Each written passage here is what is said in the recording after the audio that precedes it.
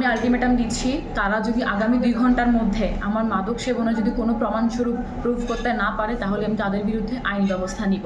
আমি ফাতেমা খানম লিজা, আজকে চট্টগ্রাম মহানগরের বৈষম্যবিরোধী ছাত্র আন্দোলনের আহ্বায়ক আরিফ মঈনুদ্দিন এবং সদস্য সচিব নিজামুদ্দিন আমার বিরুদ্ধে যে দুটি এলিগেশন এনেছে, প্রথমত এলিগেশন দিয়েছে মাদক সেবনকারী। আমি আলটিমেটাম দিচ্ছি, তারা যদি আগামী 2 ঘন্টার মধ্যে আমার মাদক সেবনে যদি কোনো প্রমাণস্বরূপ প্রুভ করতে না পারে, তাহলে আমি তাদের বিরুদ্ধে আইনি ব্যবস্থা নিব। এবং দ্বিতীয়ত হচ্ছে অনিয়ন্ত্রিত জীবন নিয়ে, সম্পূর্ণ বেসলেস একটা ইস্যু।